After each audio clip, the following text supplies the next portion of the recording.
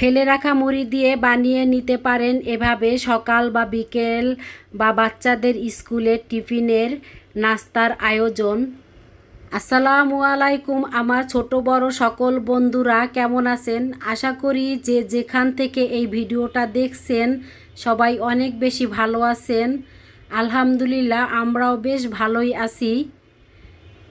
এই মজাদার ও হেলদি নাস্তা বানানোর জন্য প্রথমে আমি অফ ক্যামেরায় দিয়ে দিলাম কড়াইতে পানি। তা কড়াই পানিগুলো ফুটে উঠেছে। এখন আমি এখানে দিয়ে দিলাম মুড়ি। তা মুড়িটা দিয়ে আমি এভাবে নেড়েচেড়ে এখন চুলাটা অফ করে দিব। তা এভাবে আমি 2-1 মিনিটের মতো নেড়েচেড়ে নিব। তা এই মুড়ির নাস্তাটা সত্যি খেতে কিন্তু অনেক বেশি মজা ছিল। তা আমরা অনেক সময় দেখা যায় বাসায় মুড়ি আনি, মুড়িগুলো খাওয়ার শেষে দেখা যায় অনেক মুড়ি কিন্তু নরম হয়ে যায়, সেই মুড়িটা কিন্তু আর খাওয়া হয় না। তো এভাবে ফেলে রাখা মুড়ি দিয়ে নাস্তা বানিয়ে খাওয়া যেতে পারে। সত্যি এইভাবে যে এই নাস্তাটা খেতে এতটা মজা, না বানিয়ে খেলে বুঝতেই পারবেন না। তা আমি এখন গরম পানির থেকে এই মুড়িটাকে উঠায় নিচ্ছি। গরম পানি থেকে মুড়ি উঠানোর পরে আমি আবার ঠান্ডা পানি দিয়ে ভালো করে ধুয়ে নিয়েছি। তারপরে চিপড়িয়ে মুড়ির থেকে পানিটা বের করে দিয়েছি। ব্লেন্ডারের জারে সব মুড়িগুলো দিয়ে দিলাম। এখন দিয়ে দিব 1 কাপ পরিমাণ টক দই।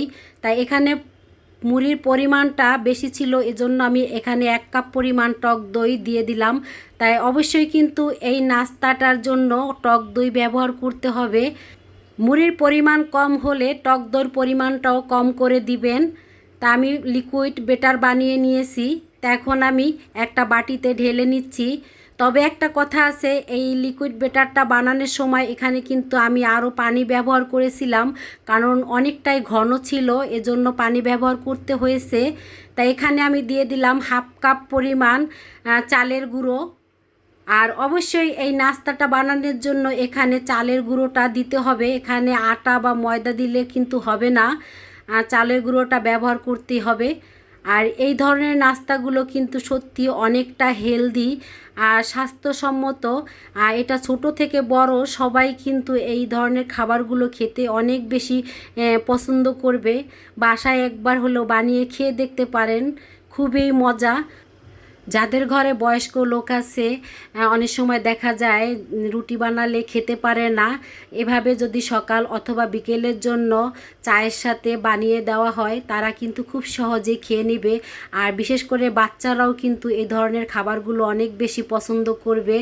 স্বাদ মতন লবণ দিয়ে দিলাম। এখন আমি নেড়েচেড়ে এক সাইড করে রেখে দিব। আর ঘনত্বটা কীরকম রেখেছি সেটা তো দেখতেই পেয়েছেন।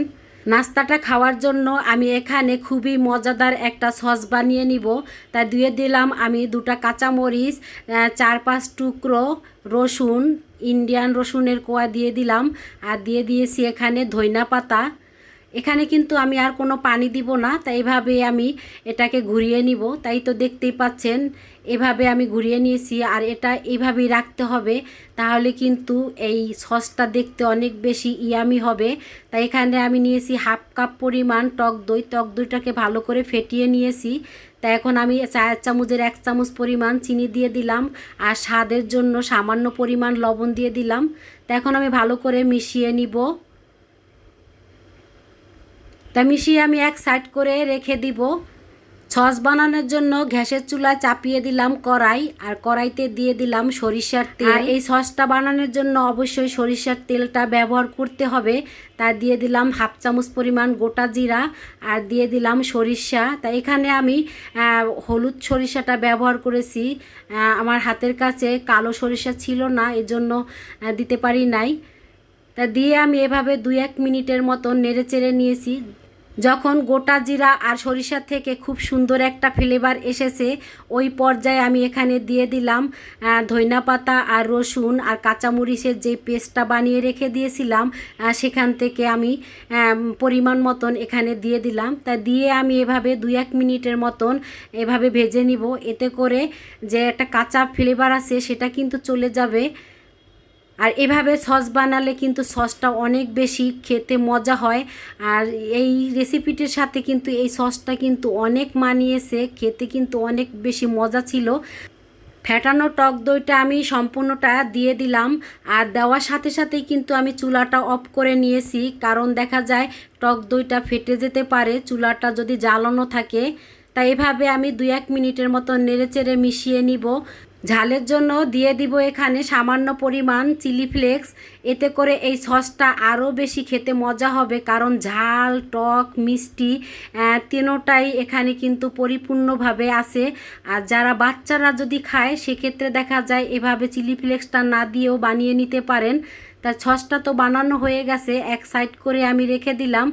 তা এখন আমি যেই লিকুইডটা বেটারটা বানিয়ে রেখে দিয়েছিলাম সেখানে এখন দিয়ে দিলাম আমি 1/2 চামচ পরিমাণ, চায়ের চামচের 1/2 চামচ দিয়ে দিলাম এখানে বেকিং সোডা।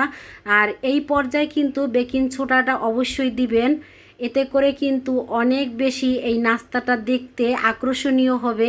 সেটা বানানোর পরেই বুঝতে পারবেন যে দেখতে কতটা ভালো লাগছে। আর এটা কিন্তু আগে দিলে হবে না, এভাবে বানানোর আগে আপনারা এই বেকিং সোডাটা অবশ্যই দিবেন। তা আমি তো ভালো করে মিশিয়ে নিয়েছি। তা চুলাতে দিয়ে দিলাম আমি ফ্রাই প্যান।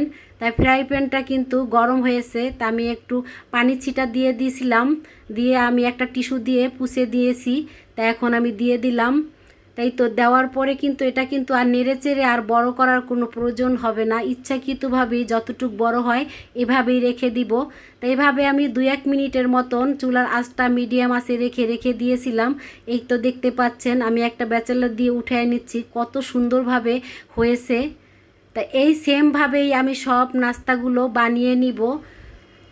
আজকের রেসিপিটি যদি আপনাদের কাছে একটু হলেও ভালো লেগে থাকে তাহলে একটা লাইক দিতে ভুল করবেন না প্লিজ। বন্ধুরা একটা লাইক দিয়ে দিবেন। সত্যি কথা বলতে কি, এই নাস্তাটা যখন আমি ভাজতেছিলাম এভাবে যখন ফ্রাই প্যানে দেওয়ার সাথে সাথে যে এত বাবল হয় আর দেখতে যে কতটা ভালো লাগে, আর বানাতেও যে আমার কাছে এত বেশি আনন্দ লেগেছিল। ফ্রাই প্যানে দেওয়ার পরে মাত্র 2-1 মিনিট লাগে এই নাস্তাটা ভাজার জন্য। যতটা বেশি আনন্দ লাগছে তার চেয়ে বেশি খেতে মজা লেগেছিল সত্যি। আর কি বলবো, যদি আপনাদের এই রেসিপিটি ভালো লাগে একবার হলো বানিয়ে খেয়ে দেখতে পারেন, সত্যি আপনাদের কাছেও ভালো লাগবো, আমি গ্যারান্টি দিতে পারি। তা আজকের মতন এই পর্যন্ত, আবার দেখা হবে নতুন একটা রেসিপিতে।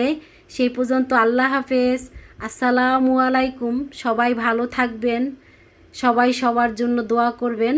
তাই তো আমি একটা নাস্তা খেয়ে দেখাচ্ছি, খেতে অনেক বেশি মজা ছিল।